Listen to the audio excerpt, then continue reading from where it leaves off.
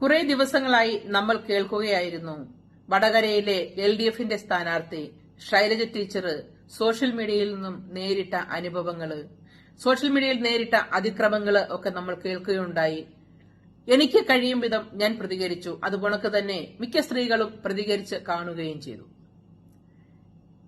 Teacher അങ്ങനെയൊരു അതിക്രമത്തെ നേരിട്ടപ്പോ മാധ്യമങ്ങളുമായി സംസാരിച്ചപ്പോൾ ടീച്ചറുടെ കണ്ണ് നിറയുന്നത് ഞാൻ കണ്ടു. ഇത്രയും പ്രൗഢയായ, ജനങ്ങൾക്കിടയിൽ പ്രവർത്തിച്ച് ഇത്രയും ശീലമുള്ള ശൈലജ ടീച്ചർക്ക് കണ്ണുകൾ നിറഞ്ഞപ്പോ ഒരു അമ്മയുടെ സ്ഥാനത്ത് നിന്നുകൊണ്ട് അവരെക്കുറിച്ച് ചിന്തിക്കുമ്പോൾ വേദന തോന്നുകയും, സാധാരണക്കാരായ സ്ത്രീകൾ അനുഭവിക്കുന്ന ഇങ്ങനെയുള്ള പ്രചരണങ്ങള്, ഇങ്ങനെയുള്ള ദുഷ്പ്രചരണങ്ങൾക്കൊക്കെ ഇരകളാവുമ്പോ അവർക്ക് പറയാനോ കരയാനോ ഒരു ഇടമില്ല എന്നതും ഞാൻ ചിന്തിച്ചു. ഇക്കഴിഞ്ഞ 3-4 മാസങ്ങൾക്ക് മുൻപ് എനിക്ക് നേരിടേണ്ടി വന്ന ഒരു ആക്രമണം സോഷ്യൽ മീഡിയയില് വളരെ വേദനിപ്പിക്കുന്ന രീതിയിൽ എന്റെ ചിത്രമെടുത്ത് എഴുതി പിടിപ്പിച്ചപ്പോ ഞാൻ നിയമത്തിന്റെ വഴി തേടിയെങ്കിലും അവസാനം ആ ID ഉപേക്ഷിച്ച് ആ ആള് പോയതുകൊണ്ട് ആളെ കണ്ടുപിടിക്കാൻ കഴിഞ്ഞില്ല എന്ന് എനിക്ക് മറുപടി തരികയാണ് ചെയ്തത്.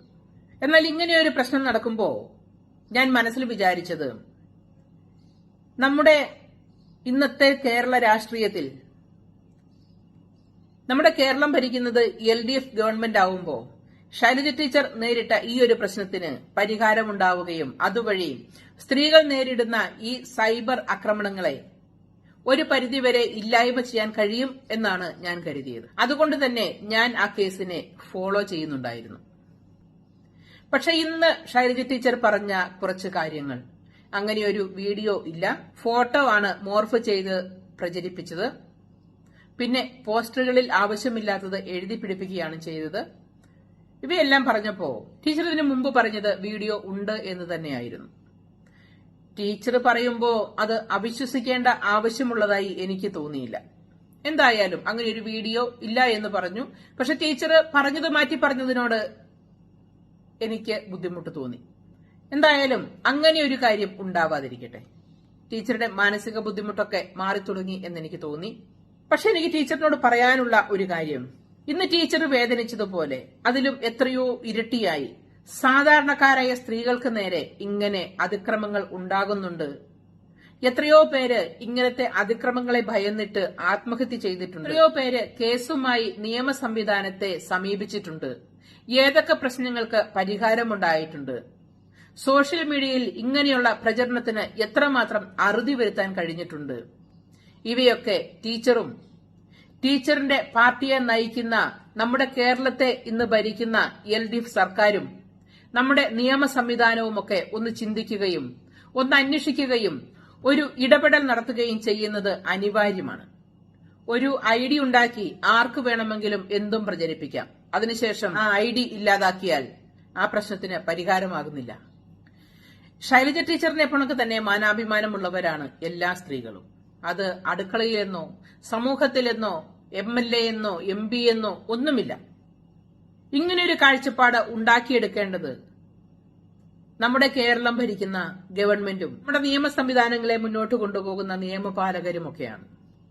ഏതൊരു സ്ത്രീക്കും ഇങ്ങനെ വേദനിക്കുമ്പോൾ, അവരുടെ അഭിമാനത്തെ കുത്തിനോവിക്കുമ്പോൾ അവർക്കുണ്ടാവുന്ന മുറിവുകള് ഇന്ന് ശൈലജ ടീച്ചർക്ക് പൊതുവേദിയിൽ വന്നിരുന്ന് പറയാൻ കഴിഞ്ഞു. പക്ഷെ സാധാരണ സ്ത്രീകൾക്ക് പൊതുവേദിയിൽ അങ്ങനെയൊരു സ്ഥലമില്ല വന്ന് പറയാൻ.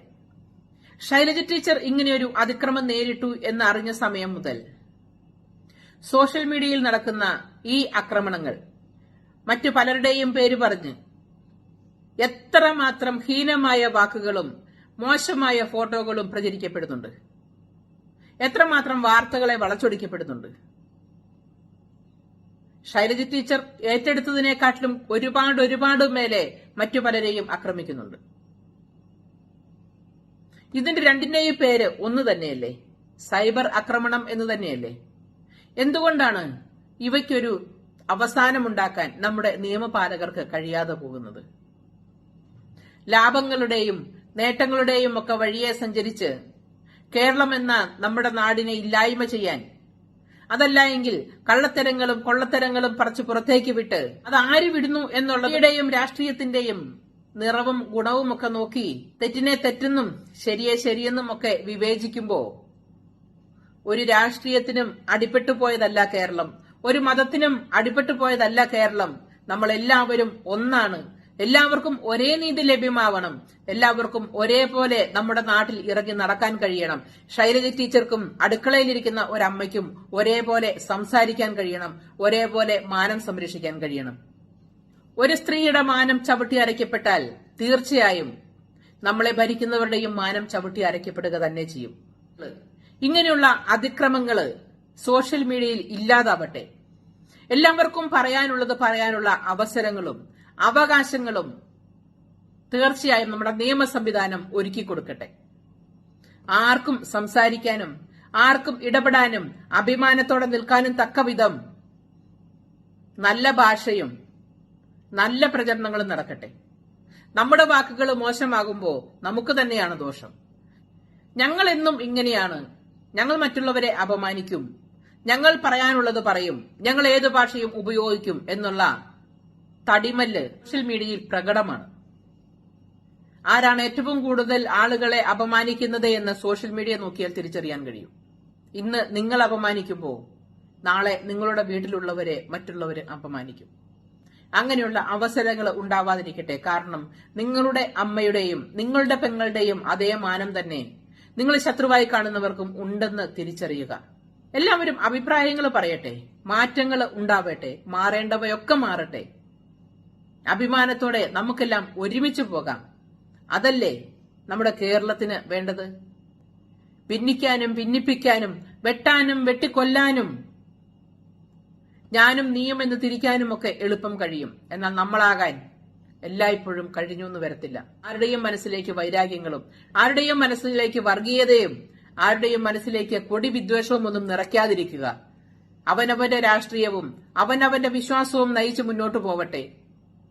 എല്ലാവരും കാണാനും അറിയാനും മനസ്സിലാക്കാനും കഴിവുള്ളവരാണ്. വിവേകത്തോടെ ചിന്തിച്ച് തിരഞ്ഞെടുപ്പുകൾ ഉണ്ടാവട്ടെ.